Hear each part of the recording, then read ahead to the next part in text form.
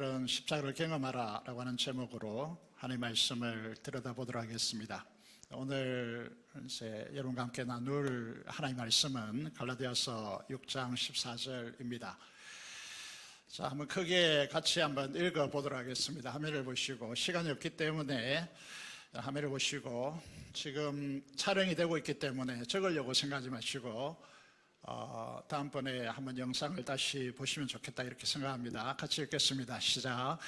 그러나 내게는 우리 주 예수 그리스도의 십자가 외에 결코 자랑할 것이 없으니 그리스도로 말미암아 세상이 나를 대하여 십자가에 못 박히고 내가 또한 세상하여 그러하니라.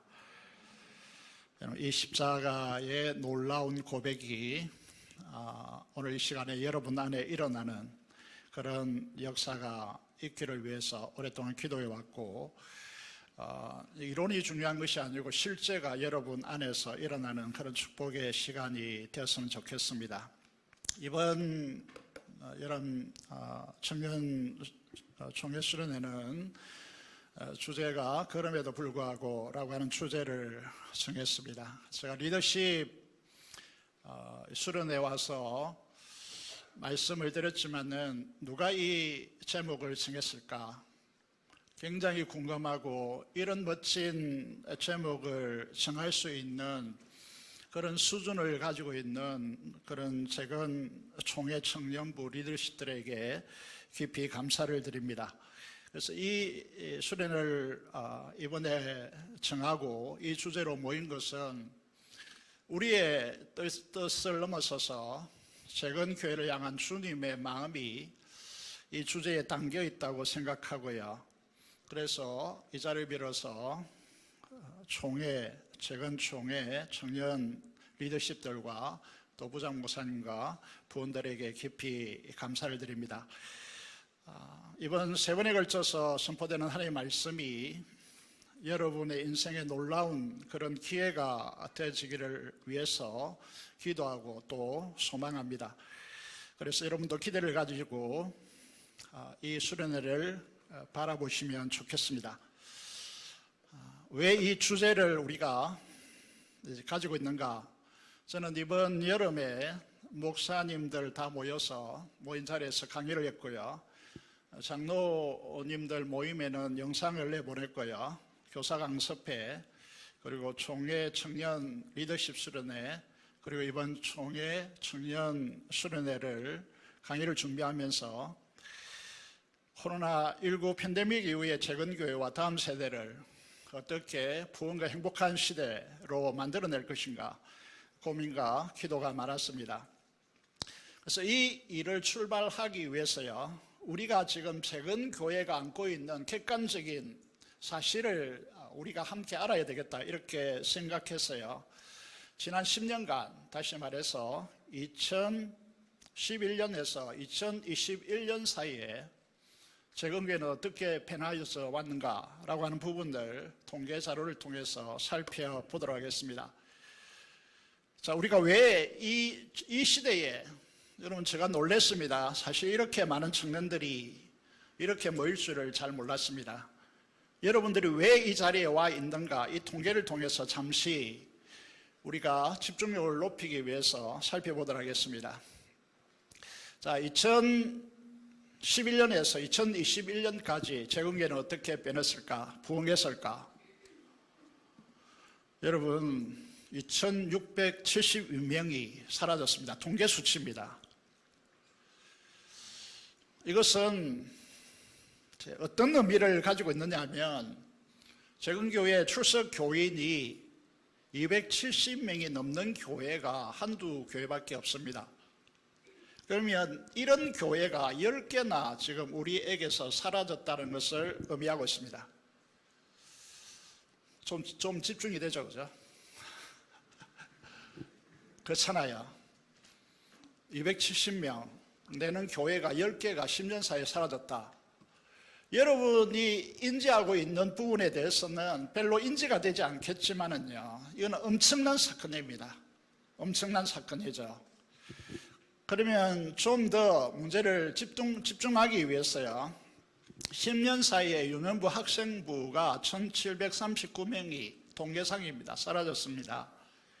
청년부 통계가 안 들어와 있기 때문에 청년부를 한 500명 정도 사라졌다라고 생각하면 2200명이 주일학교, 교회학교, 유년부, 학생부, 청년부가 사라졌습니다. 얼마나 심각한 것인가. 여러분, 이거는 지금 우리 교단의 청년들은요, 곧 여러분들이 결혼하고 아이를 낳고 교회 중심 직분자로 들어가게 될 것인데 우리의 문제라는 것이죠. 여러분, 이런 상황 가운데서 우리가 그리고 이제 이 3년간요 코로나19 팬데믹 현상 가운데서 더 심화가 되었습니다. 여러분, 청년부를 생각해 보시면 여러분 교회 상황이 어떠한지 여러분 묻고 싶고요. 정말 엄청나게 변화되고 있는 이 세상 속에서 우리는 왜 이 주제를 가져야 되는가라고 하는 부분이죠. 그래서 오늘 주제의 말씀을 삼은 것이 이사야 6장 13절입니다. 그 중에 10분의 1이 아직 남아있을지라도 이것도 황폐하게 될 것이나 밤나무와 상수리나무가 배임을 당하여도 그 그루터기는 남아있는 것 같이 어떻게 말합니까? 거룩한 씨가 이 땅에 그루터기니라 그렇게 말씀하고 있습니다. 자, 북왕국 이스라엘이 패망했습니다. 바알과 아세라 신을 숭배해서, 다시 말해서 만몬을 숭배해서 하나님을 섬긴다라고 하는 이 명칭을 가지고 있지만 실질적으로 오늘 우리 세대가요 하나님을 예배하러 나오기는 하지만은 실질적인 추구가 뭐냐는 것이죠. 돈을 추구했기 때문에 북왕국 이스라엘이 패망당했습니다. 남왕국 유다가 남았습니다. 아수르의 침공을 겨우겨우 견뎌내었어요. 예루살렘이라고 하는 이 사람에 의하면 목만 남아있는 그런 상황에서 하나님께서 개입하셔가지고 남왕국 이스라엘을 유다를 보존시킵니다. 그리고 이제 바벨론 침공이 곧 도래할 것이 예고되어져 있습니다. 선자에 의해서 계속해서 말하는 것이죠. 그래서 이사야 선지자가 그 당시에 아스 왕에게요, 그 당시 유다 왕이 아스 왕인데 하나님께서 이렇게 요구합니다. 징조를 구하라. 이 말이 무슨 말이냐면 하나님께 도움을 구하라 라고 그렇게 요구합니다. 그때 이 아스 왕이 어떻게 합니까? 이렇게 반응합니다. 거부하죠. 거부하는 명분이 뭐냐면 나는 하나님 여호와를 시험하지 않겠나이다 라고 말합니다. 굉장히 신앙적으로 들립니다. 그렇지만 그 실제는 무엇이냐 하면 세탁자의 못, 거기에서 물이 솟아오르기 때문에 그곳에서 여러분 잘 아는 대로 실로암 못이 있지 않습니까? 못이 있기 때문에 거기에서 직선으로 수로를 파가지고 땅굴을 판다 이 말이죠. 예루살렘 성 안으로 물을 끌어오는 것입니다. 그 물이 있으면 산성이기 때문에요, 아무리 적 세력이 침공하더라도 버틸 수 있다는 착각 가운데 하나님의 도우심을 구하지 않습니다. 자, 여기에서 한번 생각해 보세요. 사랑하는 청년 여러분, 저는 청년들을 정말 사랑합니다. 사랑하는 청년 여러분, 여러분에게 굳이 하나님의 도우심이 지금 필요하십니까? 돈 벌고 이 세상을 사는 데 있어서 하나님의 도우심이 굳이 필요하십니까? 이 아스의 태도입니다. 사랑하는 여러분, 지금 여러분에게 하나님이 필요하십니까? 하나님의 도우심이 절박하십니까? 그래서 지금 이 시대의 청년들이 교회 나는 것부터 아르바이트가 더 중요한 시대가 되고 있는 것이죠. 그런 의미에서요, 오늘 이 아스 왕이 이야기하는 대로 여러분, 하나님께서 말씀하십니다. 징조로 구하지 않겠습니다. 도움이 굳이 필요 없습니다. 왜냐하면 내가 물만 확보해내면 충분히 어떤 적이 쳐들어오더라도 나는 방어할 수 있고 남은 유다를 지켜낼 수 있습니다 라고 하는 이 회의들을 여러분 청년 회의에서 수없이 지금 벌이고 있잖아요. 기도하는 것 대신에 회의하고, 기도하는 것 대신에 무슨 내 능력을 의지하고, 이런 일들이 이 시대의 문제만 아니라는 것이죠. 여러분, 오늘 이제 우리의 청년 여러분들이 예배를 소중히 여기고 주일 성수하는 이 문제보다 훨씬 더 중요한 문제들이 더 많다면 아스와 다르지 않다는 것이죠. 하나님의 방법은 늘 우리에게 어떻게 찾아오느냐 하면 이사야 7장 14절이죠. 이 아스가 이렇게 거부하는데 하나님께서는 어떻게 말씀하십니까? 주께서 친히 징조를 너희에게 주실 것이라. 가학을 초월하고 우리의 이성을 초월하는 방식으로 처녀가, 동정녀가 남자 없이 아이를 베어서 잉태할 것이고 그 이름이 임마누엘, 하나님께서 우리와 함께 거하시는, 오셔서 하나님께서 함께 하심으로 이 문제를 해결하겠다라고 그렇게 하나님께서 말씀하시는 것이죠. 우리의 이성을 초월합니다. 여러분의 경험을 초월하는 것이죠. 인간의 방식은 불가능한 방식으로 하나님께서 오시는 것이죠. 여러분, 이 이야기가 이 역사의 주인공인 예수 그리스도의 이야기입니다. 그래서 이 다니엘 세 친구가 포로로 잡혀가서 하나님이 패배하셨죠. 하나님께서 패배한 그 자리에서 포로로 잡혀가서 뭐라고 합니까? 느부갓네살 왕의 신상 앞에 절하라. 그렇지 않으면 이 풀무불, 뜨거운 풀무불에 던짐받을 것이고 그게 죽을 것이다. 이렇게 말씀하시고 굴복해라 라고 요구하죠. 이런 세상의 요구가 여러분 앞에 많습니다. 그때에 이 세 친구는 뭐라고 합니까? 그럼에도 불구하고 신앙이 구가되죠. 왕이여, 우리가 섬기는 하나님이 계시다면, 이 전제가 중요합니다. 여러분에게 하나님이 계십니까? 계시다면 그렇게 행동하겠습니까? 우리가 맹렬히 타는 불 가운데서 능히 하나님께서 건지시고 왕의 손에도 건지시다. 그렇게 하지 않을지라도 우리는 왕의 우상 앞에, 신상 앞에 절을 할 수 없습니다 라고 하는 이 신앙이 오늘 우리에게 필요하다는 거죠. 이 신앙이 구가되기만 해도 이 세상을 살아날 것입니다.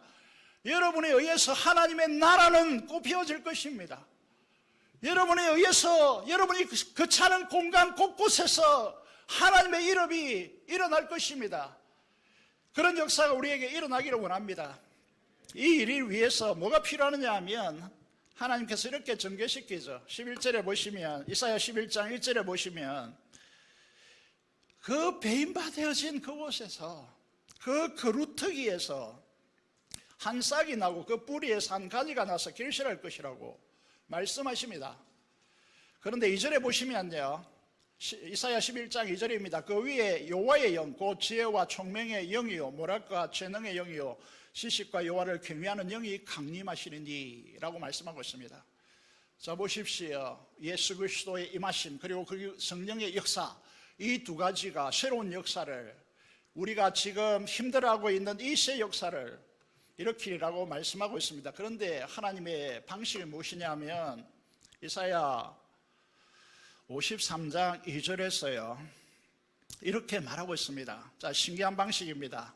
우리가 생각하는 방식과 역설적입니다. 그거 보시면 주 앞에서 자라나기를 연한 순 같고 마른 땅에서 난 뿌리 같아서 고운 모양도 없고 풍채도 없어서 우리가 보기에 흠모할 만한 아름다운 것이 없도다라고 말씀하고 있습니다. 하나님의 아들로 이 세상에 태어나고 이 세상에 성령께서 그에게 임하셨다면 우리가 생각하는 것은 모든 사람에게 존중을 받고 정말 모습도 정말 멋있고 여러분 사람들에게 존중을 받고 이런 모습인데 아무도 그를 주목하지 않았습니다. 사막 가운데 여러분 작은 싹이 연한 숯이 일어나면 연한 싹이 일어나면요 곧 죽습니다. 말라 죽습니다. 그런 모습으로 주님께서 오셨다는 거죠. 이게 하나님 방식이라는 것입니다. 자, 여기에 생각해 보시면 저도 마찬가지겠지만은 최근 교회 모릅니다. 지난주에 저희 교회에 새로운 분이 오셔가지고 최근 이름 이제 떼야죠. 저 그렇게 항변했습니다. 순복음교회 순복음이라고 하는 교회 이름 뗀 적이 있느냐고. 절대로 뗄 수 없다고 했습니다. 아무도 알아주지 않습니다. 예수님께서 어떻게 하셨습니까? 이 땅에 오셔서 백마를 타셨습니까? 나귀 새끼를 타셨어요. 흠모할 대상이 전혀 아니었습니다. 거기에다가 유대인들은 어떻게 생각했죠? 신명기 21장 23절에 보면 나무에 달린 자는 저주받은 자로, 예수님이 저주받아 죽어야 죽은 자인데 왜 그를 메시아라고 하느냐라고 항변했습니다. 그렇지만 예수 그리스도 안에 들어온 사람들은 고린도전서 1장 18절에 보면 십자가의 도가 멸망하는 자에게는 미련한 것이요 구원을 얻는 우리에게는 하나님의 능력이라고 그렇게 말씀하고 있습니다. 십자가가 우리의 능력임을 아십니까? 십자가는 무기력한 것입니다. 그런데 역설적으로 십자가는 이 시대의 능력입니다. 목회자에게도 능력이고 여러분의 인생을 살아가는데도 능력입니다. 여러분들이 어떤 인생에 부딪히더라도 십자가만 있으면 여러분 승리할 수 있습니다. 하나님의 능력이라고 말씀하고 있죠. 여러분 고린도전서 이제 1장 22절 23절의 말씀을 보면요 이렇게 말씀하고 있습니다. 유대인들은 표적을 구합니다. 표적이 우리에게 능력이다. 우리에게 있어서 중요한 것이다. 헬라인들은 지혜, 필로소피가 우리의 인생을 여러분 성공으로 만들어내고 이 세상의 지혜로움이 이 세상의 최고이다. 그렇게 말하지만은 십자가는 유대인에게는 꺼리끼는 것이고 이방인은 미련한 것이로되 오직 부르심을 받은 자에게는 유대인이나 헬라인이나 모든 인간을 초월해서 뭐라고 합니까? 그리스도는 하나님의 능력이고 하나님의 지혜입니다. 하나님의 능력과 하나님의 지혜를 소유했다면 어떻게 되겠습니까?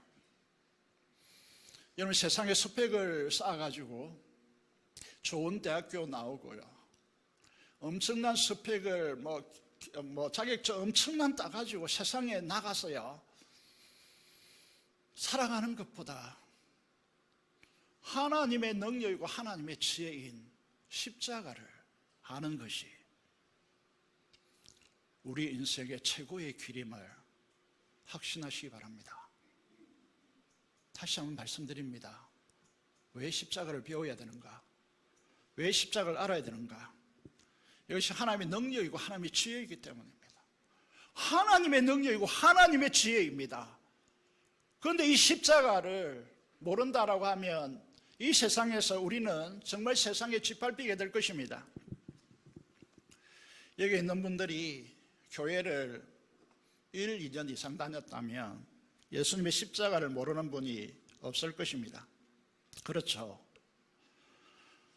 여러분에게 한 가지 질문을 던집니다. 사랑하는 여러분, 이상한 소리를 교회 오면 합니다. 이상한 소리가 뭡니까?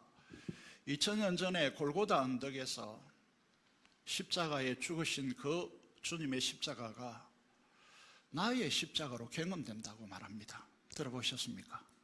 들어보셨어요? 여러분 경험하셨어요? 두 가지를 질문을 던집니다. 다시 질문할게요.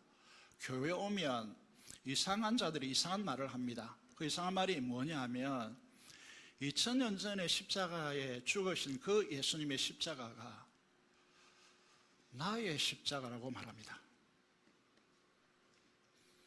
여러분들은 주님의 십자가를 나의 십자가로 경험하셨습니까? 이것이 오늘 여러분에게 말씀드리고자 하는 핵심입니다.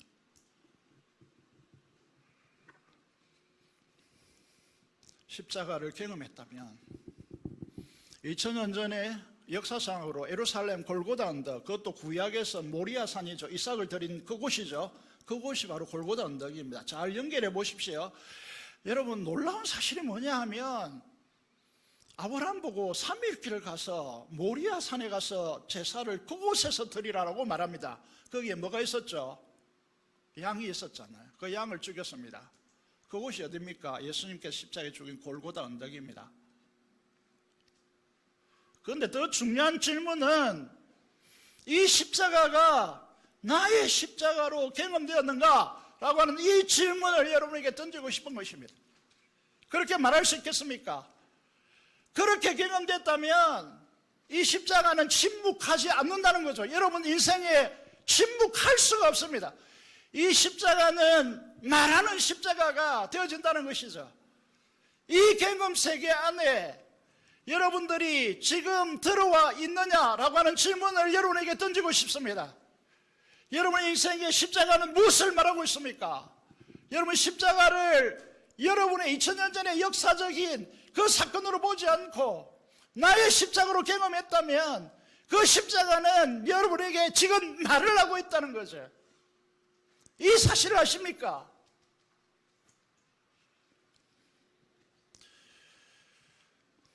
십자가를 경험하지 못한 사람들은 그 위에 신앙에 무엇을 얹을 수가 없습니다. 그건 다 가식들입니다. 여러분들이 찬양팀, 성가대, 교사의 자리에 있을지 모릅니다. 적어도 여기에 왔다면 여러분들은 교회에서 특별한 존재로 청년들이기 때문에, 청년가 소수이기 때문에 교회에서 엄청난 대우를 받고 있을지 모르겠습니다. 맞죠? 얼마나 여러분들이 교회에서 엄청난 대접을 받고 있는지 모르겠습니다. 왜냐? 우리 시대는 청년들이 너무 많았기 때문에 그렇다고 말할 수 있는데 대우를 받고 있습니다. 그런데 주님의 십자가를 나의 십자가로 경험하지 않는 한 여러분은 다 헛소리 앓고 있는 거예요. 예배가 지루할 것이고 여러분의 청년부 모임에 들어가서 소그룹 안에서 여러분 헛소리하고 있는 거죠. 주님의 임재로부터 오는 치유와 놀라운 은혜를 경험하지 못하는, 교회 안에 들어와 있지만 그리스도인이 아닌 그런 사람으로 살아가고 있을지 모릅니다. 이게 위기라는 거죠. 이게 위기라는 것입니다. 자, 보시겠습니다. 한 분의 간증을 소개하겠습니다. 어느 백발 노인이 휴가에 가서 시골의 한 작은 교회 저녁 수요 예배에 출석했습니다. 그날 그 교회 목사님은 너무나 평범하게 주님의 십자가를 설교했습니다. 그런데 놀라운 반전이 일어납니다. 그 평범한 설교를 듣고 이 백발의 노 성도는 한없이 울며 회개의 눈물을 흘린 것이죠. 그래서 그 목사님이 설교를 마치고 내려와서 그분에게 물었습니다. 누구십니까? 놀랍게도 이분은 유명한 신학대학원의 조직 신학 교수였습니다. 가르치는 교수였죠. 그는 이렇게 말했습니다. 나는 이제껏 속죄의 원리를 머리로 이해했고 신학생들에게 가르쳐왔습니다. 하지만 속죄하시는 그 주님을 만나지는 못했습니다.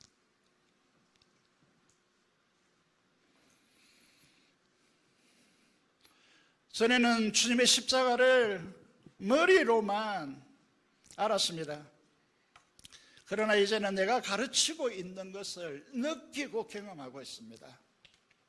사랑하는 청년 여러분, 여러분의 기대하는 건 딱 하나입니다. 그게 무엇일까요? 머리로 지성적으로 여러분들이 이해하는 것 그 넘어서서 십자가의 주님을 만나고 그 십자가의 주님을 경험하고 느끼는 이 청년 세대가 우리 재건교회 안에 일어나야 재건교회가 부흥됩니다. 성장합니다. 여러분을 위하여 행복해집니다.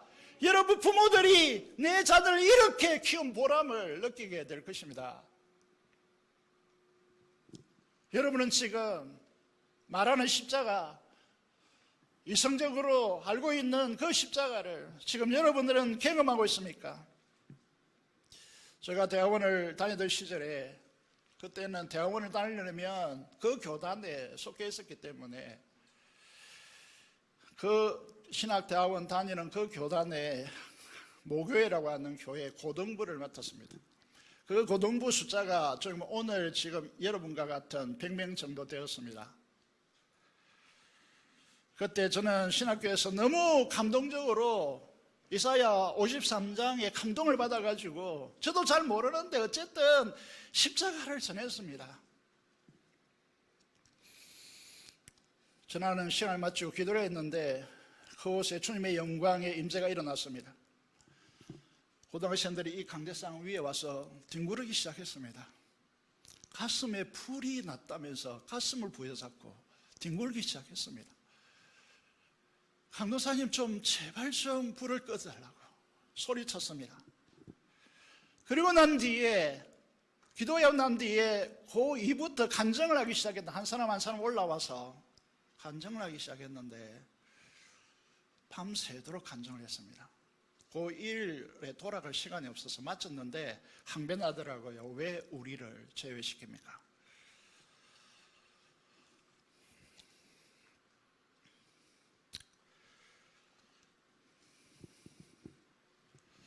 여러분에게 이런 경험이 있습니까? 주님의 십자가 나의 십자가로 경험되었습니까? 십자가를 경험했다면 여러분에게 어떤 일이 일어나 있어야 됩니까? 십자가를 경험한 시금석을 여러분에게 말씀드리겠습니다. 고린도전서 2장 2절에 내가 너희 중에서 예수 그리스도와 그의 십자가에 못 박히신 것 외에는 아무것도 알지 않기로 작정했다라고 그렇게 사도 바울이 고백하고 있습니다. 갈라디아서 6장 14절 우리가 읽었습니다. 결코 자랑할 것이 십자가 외에 없다라고 그렇게 고백하고 있습니다. 여러분 이 십자가를 경험했다면 여러분에게 이런 고백이 살아있어야 됩니다. 나는 내 옷에 관심을 가지고 내가 좋은 직장에 들어가고 내가 이 지식을 쌓아서 세상을 성공적으로 구하겠다 이런 건 아무 필요 없고 예수 그리스도와 그 십자가에 못 박히신 것 외에는 아무것도 알지 않고 자랑할 것이 없다라고 고백되어져야 됩니다. 시간이 어릴수록요. 사도 바울은 어떻게 고백합니까? 사도 중에서 엄청난 일을 했지만은 여러분 이렇게 사도 바울을 평가합니다. 잘 모르긴 해도 100년에 걸쳐서 100명이 해야 할 일을 30년에 한 사람이 이루어낸 사람이 사도 바울입니다. 그걸 어떻게 고백합니까? 나는 사도 중에 가장 작은 자다. 교회에서 문제가 되는 사람들이 누굽니까? 작은 자입니까? 똑똑한 사람들이죠. 정말 위대한 일을 이뤘다라고 착각하는 분들이죠. 디모데전서 1장 15절 말씀을 보시면요.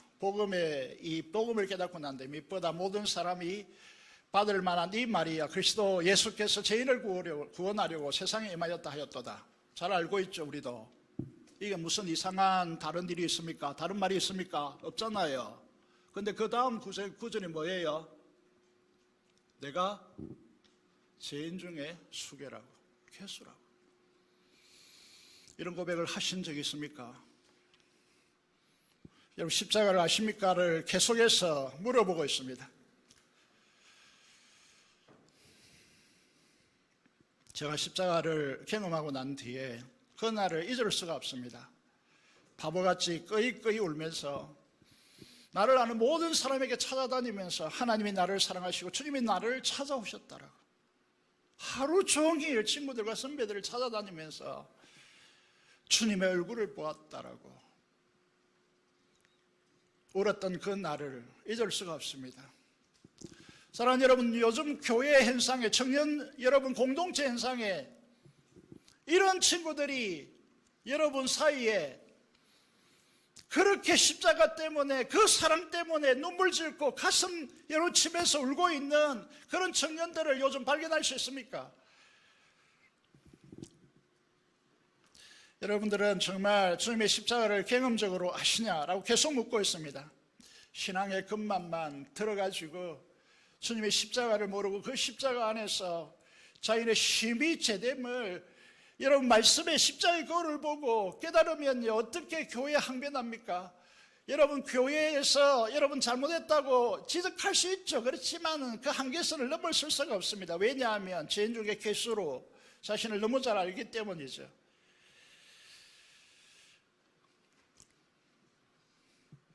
이제 세 가지 영상을 보고 다시 제가 돌아오도록 하겠습니다.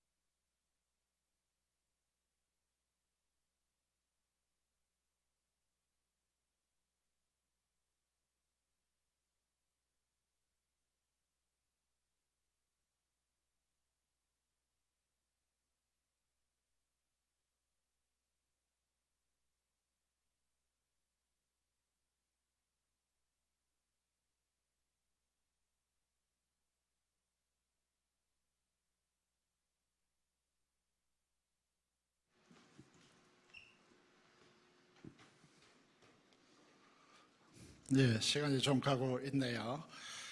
좀 더 정리해 보면 이 시간에 여러분에게 말씀드리고 싶은 것은 지식적으로 십자가를 아는 것과 십자가를 경험하는 것 사이에는 엄청난 다름이 있다는 사실을 우리가 기억해야 한다는 것이죠. 네, 준비된 것 같습니다. 제가 영상을 보도록 하겠습니다.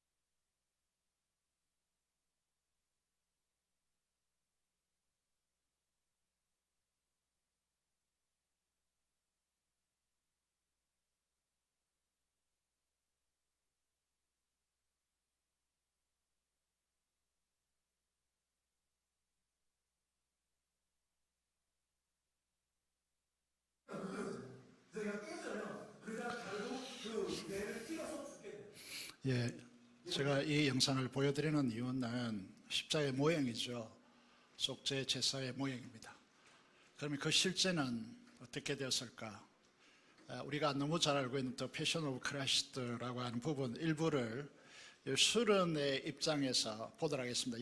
여러분 다 보셨겠지만은 구약 제사 제도의 성지로서의 주님의 십자가 그 실제 The Passion of Christ가 그 이후에 예수라고 하는 영화는 안 나오죠.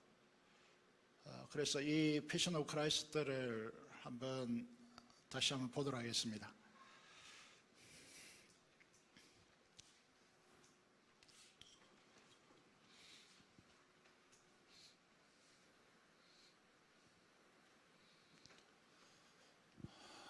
예, 죄송하게 생각하고요. 좀 더 열심히 준비했어야 되는데 예.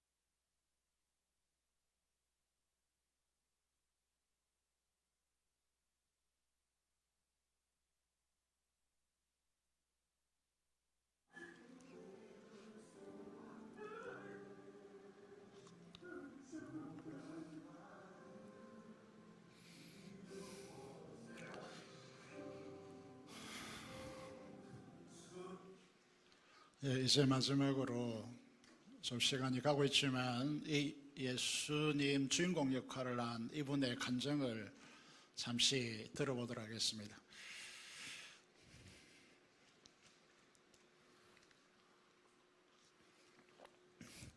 저는 세 가지 영상을 보여드리고 있습니다. 첫 번째는 주님의 십자가의 모형인 구약의 제사 제도가 우리가 생각하는 그 낭만이 아니라는 거죠.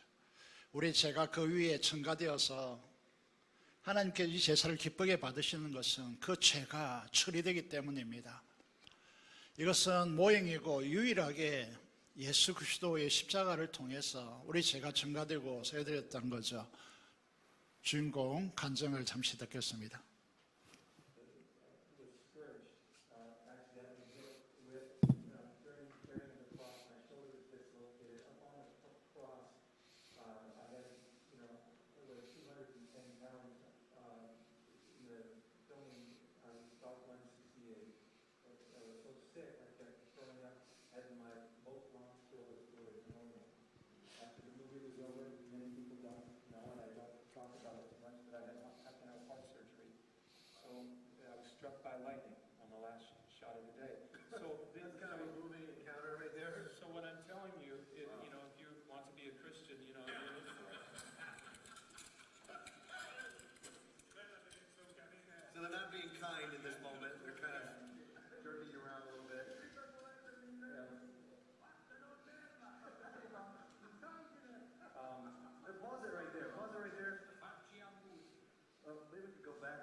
slightly. Sure. I'm kind of just thinking to myself, you're hearing them flexing the floss to bows in the back. What's going through your mind at that point? At that point, I'm thinking about all my sins. The whole part was, I'm not worthy to play this role. And that's a good place to be in. I told a friend of mine that, he says, well, Jim, God doesn't always choose the best. But he chose you. What are you going to do about it? Yeah. So, I was in a place of deep, in the zone. And throughout the whole film, I was always meditating and always praying the whole time. As you would say, staying in character.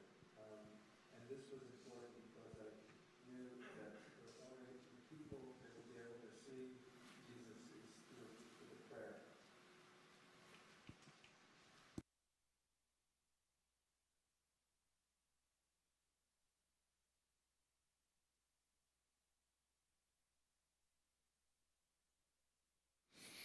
여러분들은 이 세 가지 영상을 통해서 구약의 제사제도 짐승을 죽이고 그 죄가 증가되어서 하나님께 그 죄를 제거하시는 이 모형에 대해서 말씀을 드렸고요. 십자가를 통해서 그 실제가 어떠했는지, 그리고 그 주인공이 정말 의사가 너 죽을 수도 있다 라고 하는 이 말을 했음에도 불구하고 이 예수 영화를 통해서 메시지를 전하기 위해서 끝까지 감당했었음을 여러분 감정 전체를 들어보면 발견하게 될 것입니다.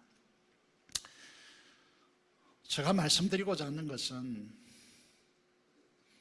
이것마저도 예수님의 십자가를 충분히 드러내지 못했다라고 하는 부분입니다. 못했습니다. 여러분들이 육체적인 고통, 이 아픔, 이것이 우리의 마음을 아프게 하는 게 사실이겠지만은요, 이것보다 훨씬 더 이 십자가는 우리에게 큰 의미를 가지고 있다는 사실을 여러분들이 이해하십니까? 그래서 저는 제목을 이렇게 붙였습니다.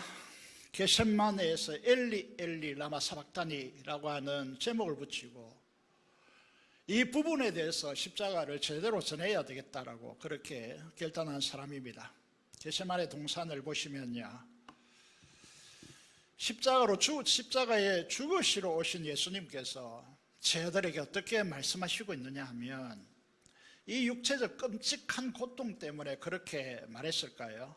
이렇게 말합니다. 마태복음 26장이죠.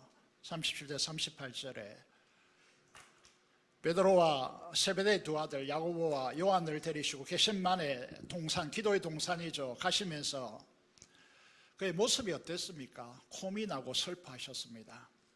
이 끔찍한 죽음 때문에요? 아닙니다. 제가 말씀드리고자 하는 핵심입니다. 제 아들이 예수님께서 직접 말씀하십니다. 어떻게 말씀하시죠? 내 마음이 매우 고민하여 죽게 되었으니. 이해가 되십니까?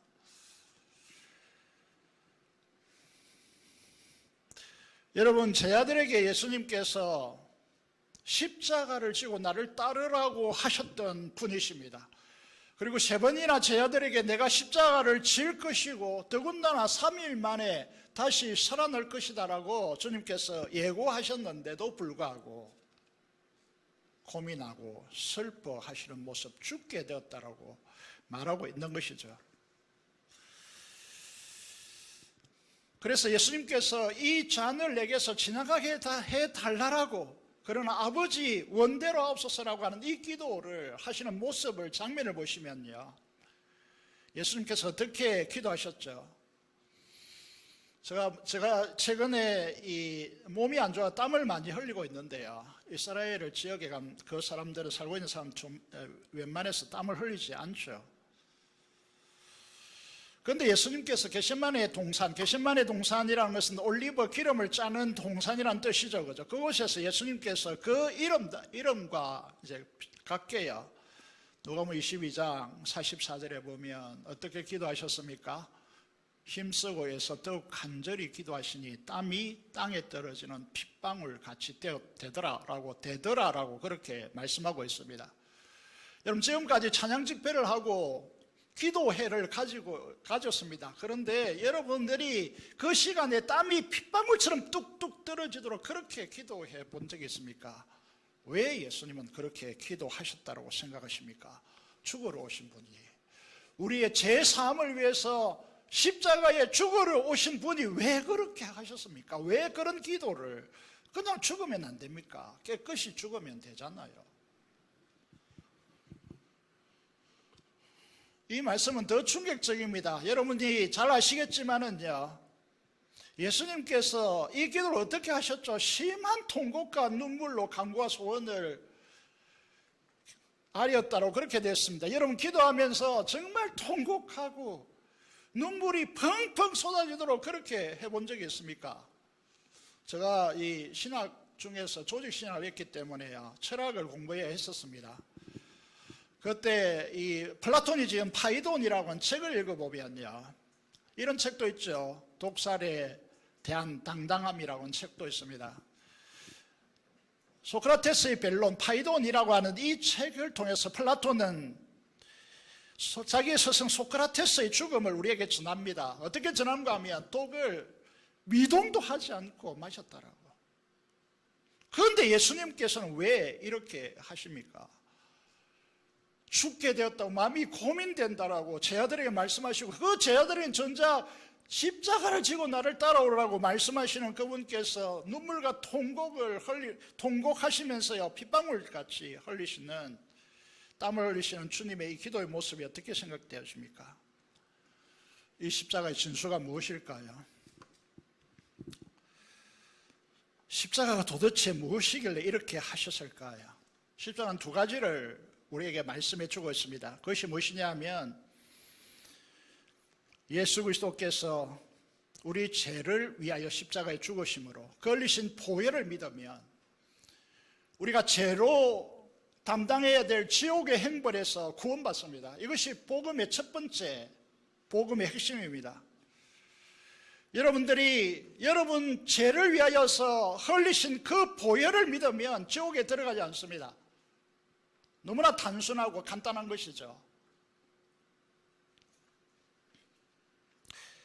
그런데요, 십자가에 못 박히신 그리스도 위에 우리 죄에 대한 심판으로서 하나님께서 그 십자가 위에 지옥의 행벌을 모조리 쏟아 부으신 것입니다.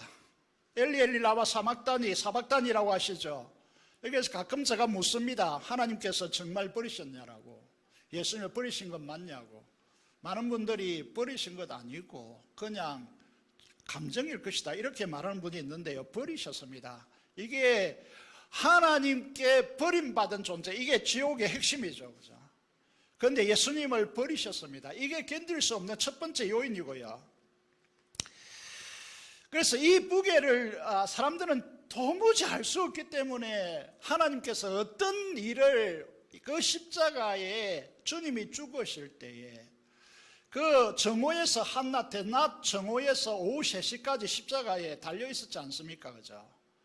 그 시간에 어떤 일이 일어났습니까? 어떤 일이 일어났죠? 태양이 빛을 잃었습니다. 이것은 계기 일식이 아닙니다. 여러분들이 우리가 고난주간에 특별 새벽 기도를 하는데, 특별 새벽 기도를 하시는 분은 알겠지만은 언제나 다른 보름달입니다. 보름달이 한이 떠 있습니다. 그러면 여러분, 이 달이요, 이 태양과 지구 사이에 들어올 수가 없어요. 그 계기일식이 일어날 수 없습니다. 그런데 우리가 이 주님의 십자가의 이 무게요, 그냥 단순히 우리가 봐온 이 영상처럼 이 육신의 고통이 아니고 우리 죄 때문에 받으신 지옥의 형벌 때문에 그 무게가 어떤 것인지 우리가 알 수가 없기 때문에 우리로 하여금 정말 제발 좀 이것을 알아야 되겠다라고 하는 말씀이 무엇이죠? 그것은 태양이 빛을 잃는 것입니다. 3시간 동안 태양 빛을 잃었어요.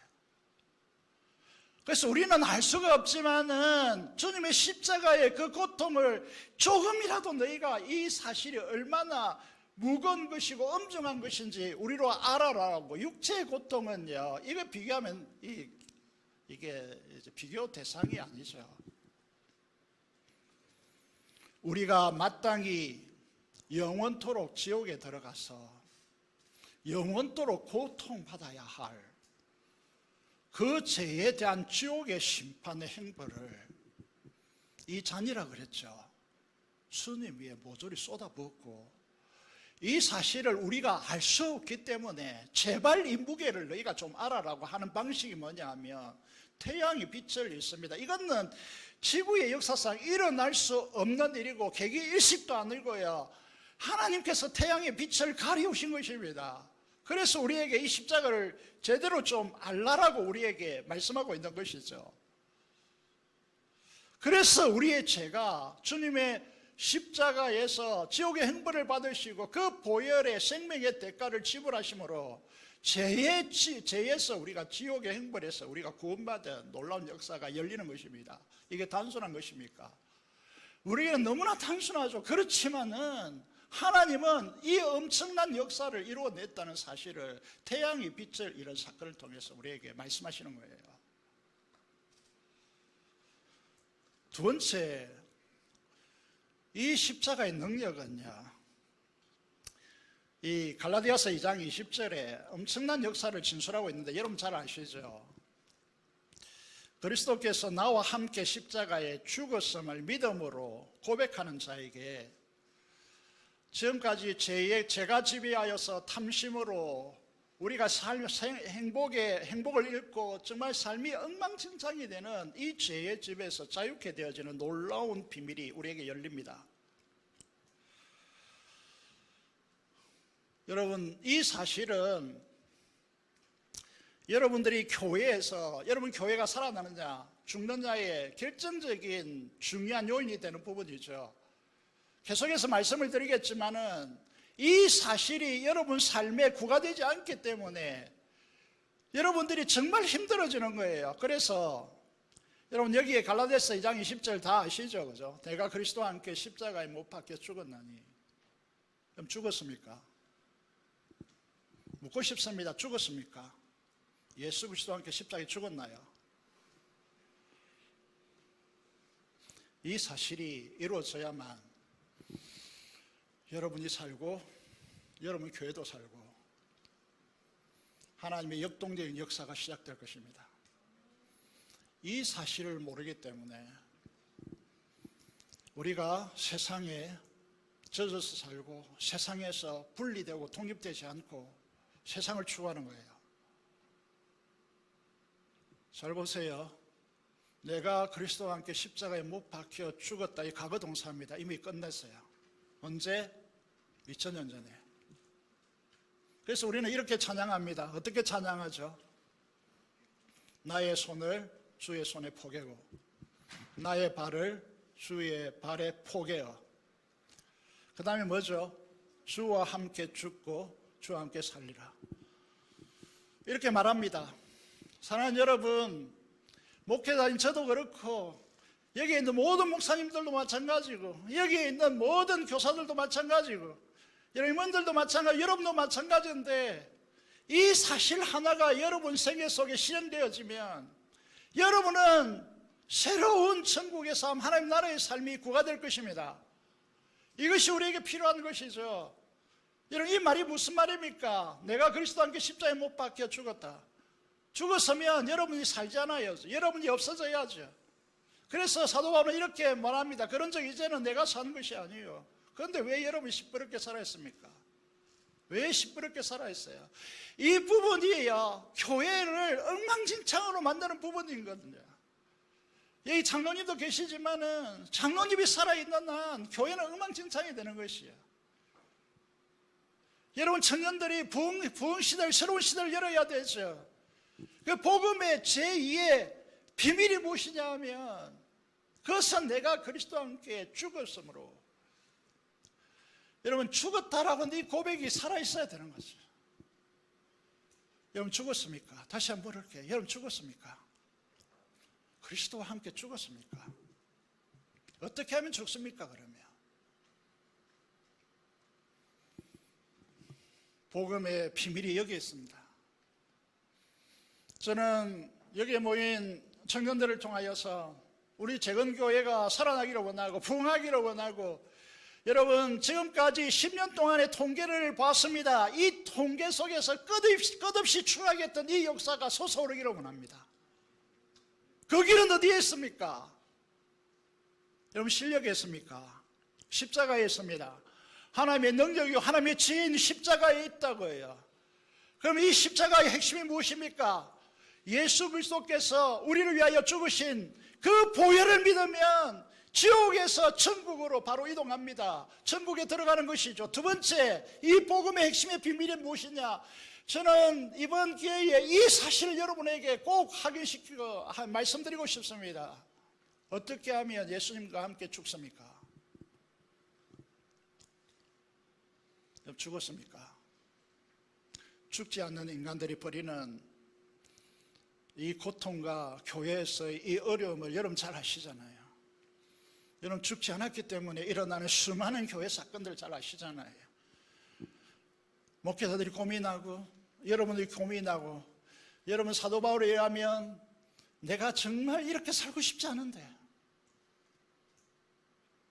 내 속에 악한 다른 법이 나와서 나를 사로잡는 것을 보는도다. 오라 나는 공고한 사람이로다.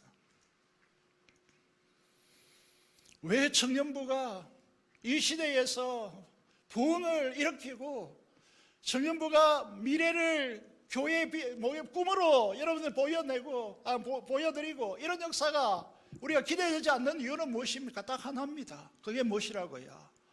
죽지 않았기 때문입니다. 죽는 방법이 무엇입니까?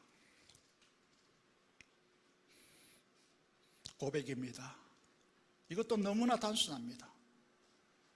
내가 그리스도와 함께 십자가에 못 박혀 죽었다, 못 박혔다 고백해야 됩니다. 여러분 이게 아무것도 아닌 것처럼 보이지만요, 여러분 그래서 이게 믿지 않기 때문에 고백을 하지 않겠지만은 이 고백 속에서요 놀라운 그리스도께서 내가 살 수 없기 때문에, 그래서 언제나 저는 이렇게 말하죠. 믿음이란 무엇인가? 그것은 이제 라틴인들이 이렇게 말했습니다. 끄레도가 믿음이라는 라틴어인데요. 또 나는 believer, 이 믿음이다. 무슨 믿음이냐 하면 내가 가장 신뢰하는 사람에게 나의 가장 소중한 심장을 뽑아서 그 사람에게 드리면 나는 죽었기 때문에 내가 살 수 없어서 그 대상이 내 안에 들어와서 내 심장이 되어서 살아가는 것, 이것이 믿음이라고 정의합니다. 다른 방법으로 물을게요. 여러분 주님과 함께 십자가에 못 박혀 죽고 내가 죽었기 때문에 내가 살 수 없기 때문에 갈라디아서 2장 20절의 말씀대로 그 주님이 내 안에 들어와서 사시는 것, 이 사실을 믿습니까? 여러분은 없어졌습니다. 주님이 내 안에 살아서 역사하시고 움직이는 것이죠. 이것이 숨겨진 복음의 비밀입니다. 고백하면, 주님 앞에 고백해드리면 내가 죽었음을 고백하고 주님께서 내 안에 사심을 고백하고, 내가 아직까지도 이 몸의 육체를 가지고 사는 것은 나를 사랑하사 나를 위하여 자기 몸을 버리신 하나님의 아들을 믿는 못 안에서 믿음 안에서 한 것이라. 이게 믿음입니다. 믿음이란 무엇인가 이해되십니까? 이해되세요?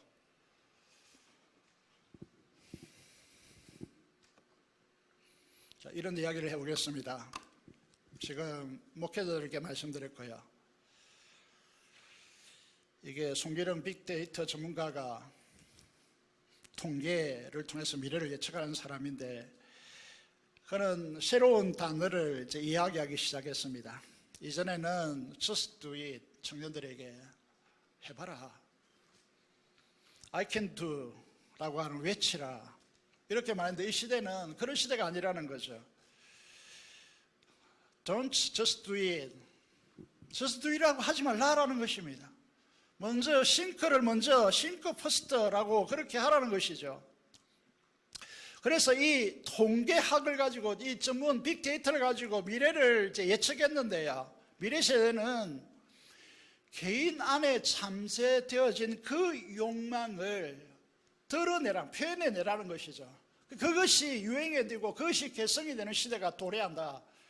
왜 그렇게 도래하느냐 하면 여러분 SNS와 여러분 스마트폰과 메타버스라고 하는 이 전달 체계를 통해서요, 여러분들이 개인적으로 하고 싶은 것이 바로바로 충족되는 그런 시대가 온다. 그런 시대가 이미 도래해 있다라고 그렇게 말합니다. 그래서 여러분들이 스마트폰 하나만 있으면 이게 전달 체제가 너무 빠르게 확산되어 있기 때문에, 내가 예를 들어서 저희 입장에서 말합니다. 내일 아침에 회를 먹고 싶다. 그렇게 하면 오늘 시간 눌리고 횟집, 그 유명한 횟집 눌리고 그러면 바로 배달된다는 거죠. 내일 아침에. 이런 시대가 와 있다는 것입니다. 이것은 무엇을 말합니까? 여러분 안에 여러분 스마트폰을 거리를 둬야 하는 이유는 바로 여기에 있다는 거죠. 그래서 저는 아직도 스마트폰을 사용하지 않습니다.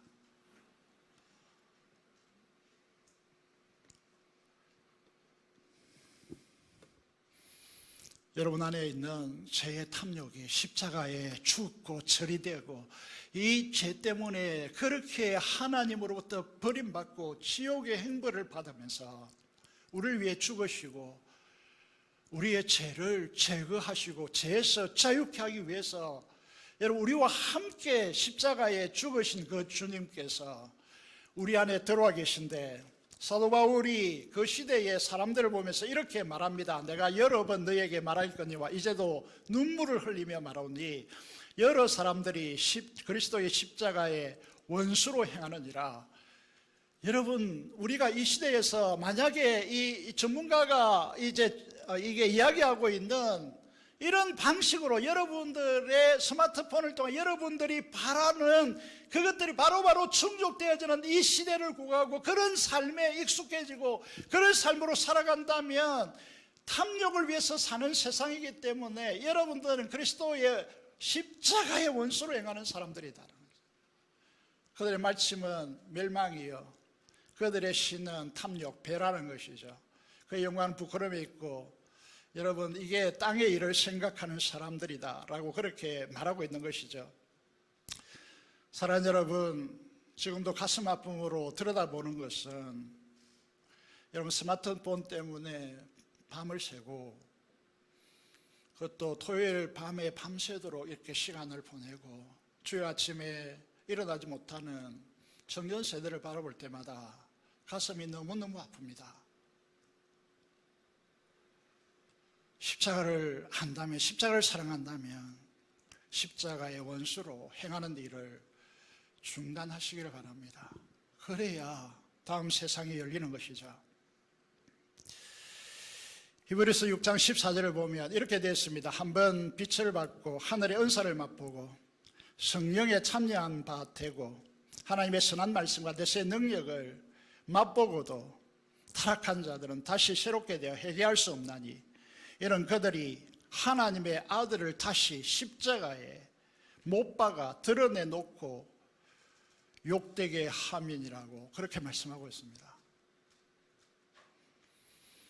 여러분, 이 주님과 함께 십자가에 못 박히고 죄의 죄로부터 자유케 되지 않고 계속해서 여러분 마음속에 스마트폰으로 또는 세상의 친구를 통하여 찾아오는 이 탐욕 정신이 여러분 속에 구가된다고 하면 십자가의 원수로 대놓고 하나님의 아들을 대놓고 십자가에 다시 못 박는 그런 행위를 한다라고 말씀하고 있는 것이죠. 결론으로 말씀드리겠습니다. 사랑하는 재건 청년 여러분, 오늘 우리에게 희망이 있을까요? 다른 패턴으로 물어볼까요? 여러분, 이 재건 교회에 계속 다니고 싶습니까? 우리에게 희망이 있을까요? 10년 동안 200명 이상의 특별히 다음 세대들이 사라진 이 교단, 추락하고 있는 이 교단에 희망이 있을까요? 희망이 있겠습니까? 그 희망은 어디에 있습니까? 거룩한 시 예수 그리스도의 십자가에 있습니다. 십자가에 있습니다. 여러분, 이 십자가는 너무도 잘 알고 있다고 여러분이 생각하시죠? 아닙니다. 아직도 모릅니다. 이 노년에 이 신학자가 고백한 대로 머리로 이성적으로 가르치기도 하고 왜 모르냐고 다그치도 했는데 실제로 그분은 주님을 만나지 못했습니다. 십자가의 주님을 보지 못했습니다. 그냥 이론만 알았을 뿐입니다. 그런 삶에는 하나님의 나라의 역사가 열리지 않습니다. 잘 생각해 보십시오. 여러분들이 내일은 여러분이 누구인가에 대해서 집중적으로 말씀드리려고 하는데 이 십자가를 경험하지 않으면요, 주님을 만날 수가 없어요. 주님을 볼 수도 없고 주님을 경험할 수도 없고 느낄 수도 없고 감각할 수도 없습니다. 십자가는 딱 두 가지라고 제가 정리를 해드렸습니다. 하나는 우리를 위해서 십자가에서 주님께서 보혈을 흘리신 그 보혈의 흘리심을 믿으면 지옥에서 구원받습니다. 지옥의 형벌에서 구원받습니다. 문제는 두 번째예요. 구원받은 우리가 이 세상을 살아가는 동안에 교회에 가장 문제가 되어지고 여러분 삶에도 가장 문제가 되어지는 부분인데 죄에서 자유를 얻었냐는 것입니다. 죄의 지배를 끊고 생명이 안에서 왕노릇하는 이 삶을 여러분이 살아가고 있느냐는 것입니다. 여기에 하늘의 열매가 맺히는 것인데 이 죄의 지배에서 우리가 자유케 되지 않았기 때문에 우리를 통하여 기대되는 것이 없는 것이죠. 그러면 어떻게 주님과 함께 십자가에 못 박혀 죽고 주님이 내 안에서 사는 방식으로 살아갈 수 있는가? 그것은 믿음의 고백입니다. 다른 곳에 있는 것이 아니에요. 믿음의 고백입니다. 이 고백은 신뢰하는 사람들이 하는 행위죠. 이것이 여러분 토대에 이루어져야 그 위에서 청년부가 살아날 것입니다. 청년부가 힘을 얻을 것입니다. 여러분을 통해 교회가 일어날 것입니다. 저는 부산교회에 딱 가서 다시 돌아가서 플랜카드를 걸었습니다. 청년이 살아야 교회가 산다. 청년부가 무너지면 교회가 살아날 수가 없어요. 청년부가 교사합니다. 청년부가 곧 결혼해서 아이를 낳습니다. 여러분들이 정말로 중요한 세대인 것이죠. 새벽의 설 같은 주의 청년들이 죽게 나와 그것도 즐거움으로 여러분 하나님 앞에 헌신하는 이 세대들이 일어나야 우리 교회의 재건교회의 미래가 이제 이게 뛰어오르는 것이죠. 추락하는 이 추락이에요. 그래서 어떻게 말하죠?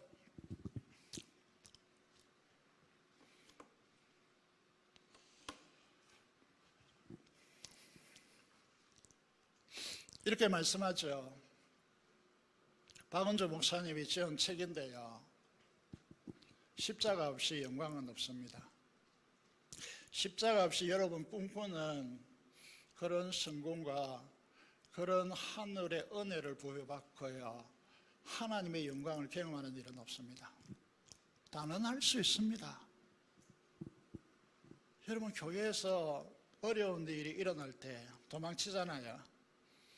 여러분 고난을 어려움을 견뎌내야 거기에서 놀라운 일이 싹 트고 일어나고 휘용돌이 치고 이런 무브먼트가 일어나는데 그 비해버리면 아무 일도 일어나지 않습니다. 십자가 없이 뭐가 없다고요? 영광 없습니다.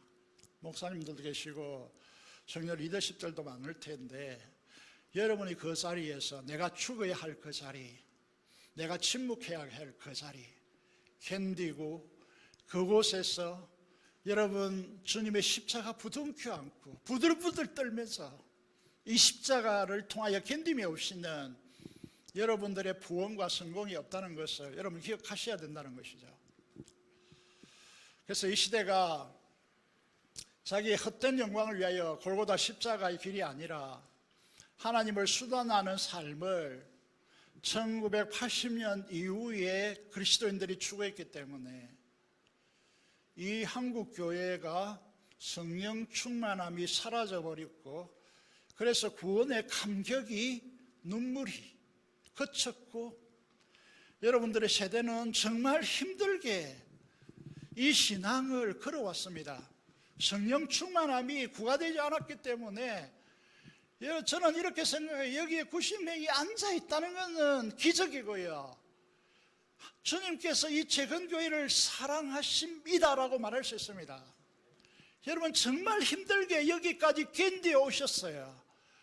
여러분 이건요, 이제 이게 제가 존경하는 신학자가 말하는 것인데, 우리가 1980년 이후에요 하나님을 수단하고 만문화해 버렸기 때문에 성령께서 충만함을 거두었습니다. 그래서 여러분 세대는 이전에 부모들이 걸어갔던 그 세대에서, 재건교회는 모르겠어요. 제가 이제 잘 모르고요, 시골에서 자라났고 선교단체에 있었기 때문에 재건교회 안에 실상은 제가 잘 모릅니다. 그런데 일반적으로 말하는 거예요. 그 세대들이요 춤추고요 정말 뜨거운 가슴으로 이 자리에 나와서 구원의 감정을 쏟아냈고요, 그 세심의 그 감격 때문에 어쩔 수 없는 그런 마음으로 하나님 향하여서 찬양했고요, 여러분 뜨거운 마음으로 서로 부둥켜 안고 울었고요, 이런 역사, 회심의 눈물이 사라진 이 시대를 걸어오느라고 수고하셨습니다. 정말 여러분에게 감사합니다. 여러분 이제 더 이상 그것을 지속할 수가 없어요. 지금 이 지속한다면 우리 재건교회는 이 땅에서 사라질지 몰라요. 그래서 이제 말씀드립니다. 여러분들이 견디어 오셨는데 십자가 없는 영광은 없다는 거죠. 십자가 없이는 그 무엇이 없다는 것이죠. 그래서 이 문구를 꼭 가슴에 새기라는 것이죠. 옥하는 목사님이 밑에 있는 구절 이렇게 말했습니다.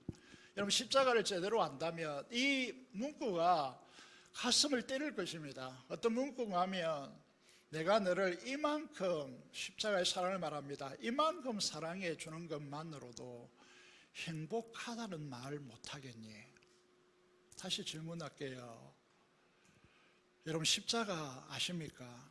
그 십자가를 안다면 하나님께서 이 십자가 태양도 빛을 잃을 만큼 예수님께서 고민하고 죽게 되었다고 마음을 솔직하게 고백할 만큼 처참하게 육체적으로 죽은 그 고통은 비교도 되지 않도록 지옥의 행벌을 받으시고 우리를 구원하셨는데, 이 십자가를 안다면 우리의 찬송가 부른 대로 여러분들이 찬송가 부르는데 굉장히 갭을 많이 느낄 거예요. 어떤 갭이냐면, 하늘을 두루마리 삼고 바다를 먹물로 삼아도 하나님의 그 사랑을 다 기록할 수 없겠네라고 하는 이 정서에 여러분들이 일치됩니까?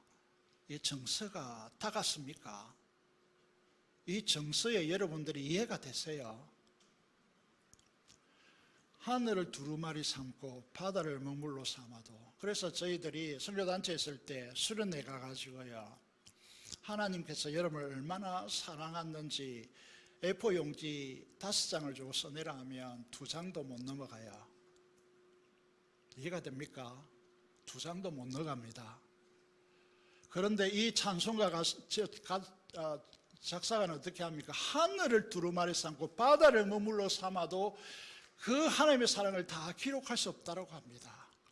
이렇게 묻습니다. 다시 한번.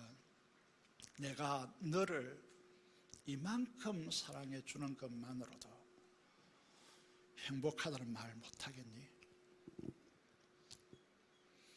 이렇게 사랑해 줬는데 행복하다는 말 못하겠니? 그래서 다른 무엇이 또 필요하다라고, 다른 것을 찾고 있느냐라고 질문하는 것이죠.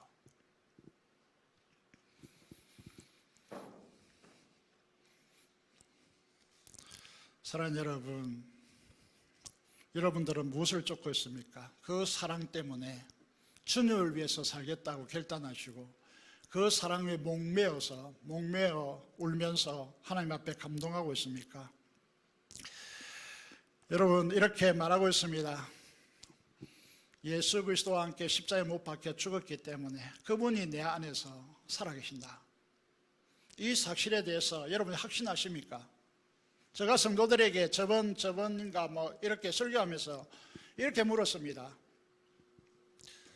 사랑하는 형제 여러분, 우리 제일 앞에 있는 노란 우리 서빙하는 섬기는 형제 여러분, 내가 형제 안에 들어가서 살아도 좀 괜찮겠습니까? 괜찮겠어요? 안 돼요. 왜요? 왜 안 되는 거죠? 보이지 않는 주님은 형제님 안에 살아도 괜찮습니까? 괜찮으세요? 왜요? 내가 살면 안 되고 주님은 살면 되고. 왜 그렇죠? 주님은 나를 모든 걸 다 용서할 테니까. 그죠? 여러분 묻습니다. 여러분 안에 주님께서 사십니까? 여러분 안에 주님께서 사십니까? 이 하나만 해결돼도 여러분의 모든 문제는, 여러분 모든 스트레스는 다 떠나갈 것으로 생각합니다. 주님께서 우리 안에 살아계신다면 여러분 어떻습니까? 많은 열매를 맺을 것이라고 말씀하고 있습니다. 주님께서 마지막으로 이 말씀을 하고 기도하도록 하겠습니다. 이렇게 말씀하십니다. 내가 진실로 너에게 이르노니 하늘에 밀이 땅에 떨어져 죽지 아니하면 하늘 그대로 있고 죽으면 많은 열매를 맺습니다. 이게 무슨 말이죠? 십자가에 내가 죽으면 내 안에 있는 주님께서 나를 통하여 천국의 수많은 열매를 맺을 것이고 여러분을 통하여 수많은 행자들이 일어날 것입니다. 저는 농부의 아들로 태어났지만은 진정한 농부였고 가난 농군학교를 세운 이 최고의 농부의 상인 막사의 상을 수상한 김용기 장로님은 씨 뿌리는 비유에서 이렇게 설명하고 있습니다. 배씨 하나를 땅에 심으면 정확하게 123개에서 175개의 쌀알을 맺는다. 100배 이상의 열매를 자연에서는 맺는다는 것이죠. 사랑하는 청년 여러분, 여러분 교회 때문에 혹은 여러분 자신 때문에 고민되십니까? 고민하지 마십시오. 십자가를 바라보십시오. 십자가를 바라보면 여러분 십자가에서 나의 죄를 위해서 죽으신 주님의 보혈을 믿으면 천국 갑니다. 구원받습니다. 내가 그리스도와 함께 십자가에 못 박혔음을 고백한다면 죄에서 자유하게 되어질 것입니다. 주님께서 내 안에 살아계심을 확신하고 내가 죽었음을 고백한다면 나를 통하여 수많은 열매들이 이 땅에서 맺혀질 것입니다. 그것이 진정한 부흥이죠. 그래서 오늘 저는 이 시간을 통하여서 십자가를 여러분에게 전했습니다. 여러분 십자가를 아십니까? 십자가가 여러분들에게 경험되셨습니까? 오늘 이 시간 진정으로 주님 앞에 나아가서 주님께 기도하고 주님 앞에 찬양함을 통하여서 주님의 이 십자가가 나의 십자가로 경험되어지고 나는 죽고 예수 그리스도께서 내 안에 살고 내가 예수 그리스도 안에 사는 이 놀라운 실제가 여러분에게 일어나서 내가 이 세상에 그 무엇 때문에 못한다, 또 교회 환경 때문에 못한다가 아니고 주님으로 인하여 충분하다라고 하는 이 고백이 생생하게 살아나는 귀한 은혜의 시간이 되시기를 바라겠습니다.